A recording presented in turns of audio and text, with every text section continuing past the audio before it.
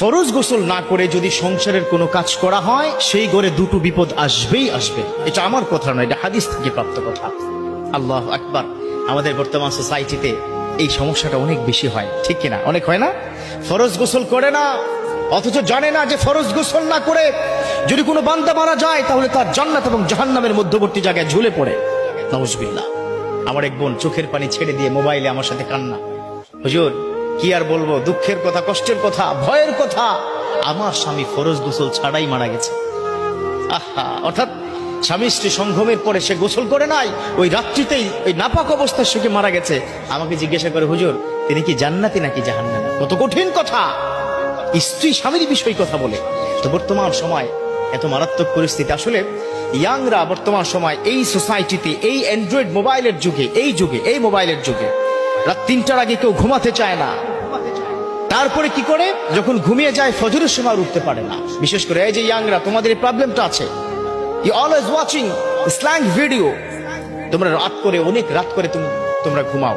তো এই ইয়াং কাপল যারা আছে, স্বামী স্ত্রী, তারা সংঘমের পর ফজরের নামাজে না উঠে ওভাবেই তারা কি করে, সকাল 7টা-8টার দিকে উঠে ফরজ গোসল করে না। আহা, নাউজুবিল্লাহ।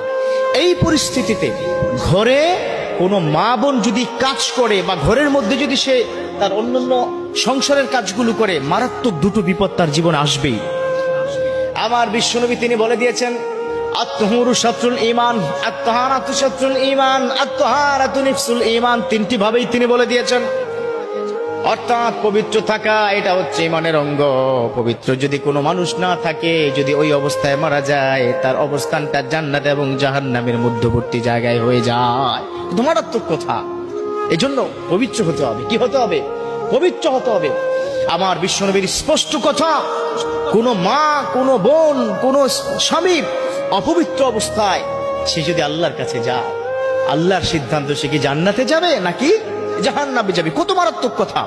তো আপনার ঘরের মধ্যে 1 নম্বর প্রবলেম হবে, যেমন বিশেষ করে আমাদের মা বোনরা এই প্রবলেমটা করে, সকালবেলা ফরজ গোসল না করেই রান্নাঘরে ঢুকে যায়, ঠিক কিনা? যায় কিনা?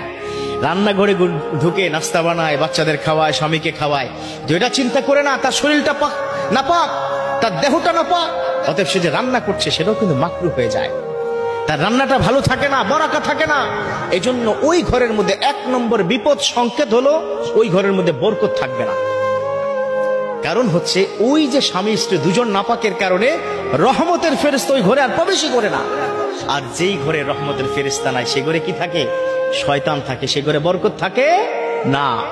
তাহলে 1 নম্বর বিপদ সংকেত কি? স্বামী স্ত্রী নাপাক অবস্থায় ঘরের মধ্যে চলা